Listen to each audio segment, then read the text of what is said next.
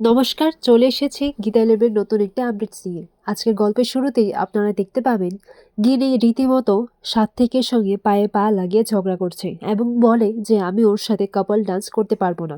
এরপর সাত্ত্বিক বলে আচ্ছা ঠিক আছে, আমি ভাড়া করে মেয়ে নিয়ে আসবো। আর এই কথাটা শুনে গিনি বলে হ্যাঁ, এটাই তো তোমার চরিত্র। এরপর এইভাবেই তারা দুজন একে অপরের সাথে ঝগড়া করেই যায়। গিনি বলে যে আমারও কোনো শখ নেই তোমার সাথে নাচ করার, বুঝতে পেরেছো? নিজের বউকে তো একটু ভালোবাসতে পারো, কিন্তু তা না, তুমি নিজের বউকেই ভালোবাসো না। অন্যদিকে দেখা যায় যে গীতা বিশেশ্বর বাবুকে বলেন যে আপনি এটা কি বলছেন। এরপর বিশেশ্বর বাবু বলে হ্যাঁ ম্যাডাম, এটাই সত্যি। এরপর গীতা বলে যে তাহলে আর কি, আমরা তো ক্লু পেয়ে গেছি। এবার দেখবেন বিয়ের দিন ওই কৃপানের মাথায় ঘোল ঢেলে গাধার পিঠে চড়িয়ে আমি যদি মুখার্জি বাড়ির পুরোটা না ঘুরিয়েছি ওকে, তাহলে আমার নামও অ্যাডভোকেট গীতা এলএলবি নয়, থুরি, গীতা মুখার্জি নয়। মুখার্জি বাড়ির বউ তো তাই। এরপর গীতা বলে যে এবার সবাই লক্ষ্মী রূপটা না, এবার সবাই আমার চণ্ডী রূপটাই দেখবে।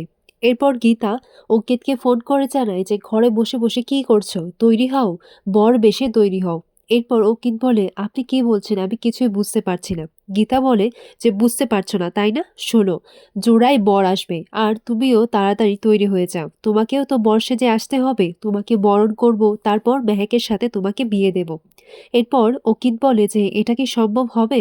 এরপর গীতা বলে যেটা অসম্ভব সেটাকে সম্ভব করার নামই তো অ্যাডভোকেট গীতা এলএলবি। এরপর অঙ্কিতকে বলে যে আচ্ছা ঠিক আছে, তোমাকে একটা কাজ করতে হবে, যত রাতেই হোক আজকে তোমার বাবার সঙ্গে আমার একটা মিটিং ফিক্স করে দাও। অঙ্কিত বলে ঠিক আছে, আজকে সন্ধেবেলায়। তখন গীতা বলে যে না না, আজকে সন্ধেবেলায় হবে না, আজকে আমাদের বাড়িতে একটা অনুষ্ঠান আছে, বড় একটা ফাংশন রেখেছে, আর সেখানে তোমাকেও আসতে হবে, আর তোমাকে পাঁচিল টপকে আমাদের বাড়িতে আসতে হবে। এরপর অঙ্কিত বলে একদিকে জামাইও বলছেন আবার চোরের মতো পাঁচিল টপকে আসতে হবে। এরপর গীতা বলে যে সেটা তুমি বুঝবে না, এই পাঁচিল টপকে আসার মজাটাই হচ্ছে আলাদা ব্যাপার। তাই আজকে সঙ্গীত ফাংশনে তুমিও আসবে, কারণ মেহেক আর তোমার রোম্যান্সটা তো একদম চরম পর্যায়ে চলছে তাই না, তাই মেহেকের সাথে তো ডান্স করতে হবে, তাই তোমাকে আসতে হবে।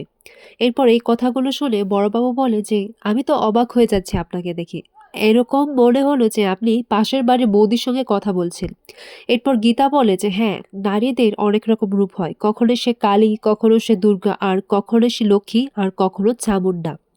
এরপর দেখা যায় সন্ধেবেলায় মুখার্জি বাড়িতে সঙ্গীত ফাংশন শুরু হয়ে যায় এবং সেখানে সবাই যাদের যাদেরকে খেলার আর সেই ডান্স প্রতিযোগিতার পেয়ারের কথা সবাই বুঝিয়ে দিচ্ছে কে কিভাবে ডান্স করবে। আর রিংয়ের মধ্যে যদি কেউ একবার পা বেরিয়ে পড়ে তাহলে তারা আউট হয়ে যাবে। এক এক করে সবাই আউট হয়ে যায় আর বাকি থাকে গিনি আর সাত্ত্বিক। এরপরই দেখা যায় যে সেখানে গীতা আর স্বস্তিক এসে হাজির হয়। এরপর তাদের দুজনকেই সেখানে পার্টিসিপেট করার কথা বলা হয়। এরপর দেখা যায় যে গীতা আর গিনি, স্বস্তিক আর সাত্ত্বিক এরা দুজনই কাপল হয়ে রয়ে যায় আর তারা দুজনই নাচ করতে লাগে। নাচ করতে করতেই হঠাৎ করে দেখা যায় যে সাত্ত্বিকের পাটা রিগের থেকে বাইরে চলে যায়, যে কারণে গিনি আর সাত্ত্বিক এই খেলা থেকে আউট হয়ে যায়। আর এই প্রতিযোগিতায় জিতে যায় স্বস্তিক আর গীতা, আর তারা দুজনেই একে অপরের দিকে তাকিয়ে থাকে। এরপর গীতা লজ্জা পেয়ে সেখান থেকে চলে যায়। এরপর শুরু হয় যে এখন সবাই একসাথে নাচ করবে।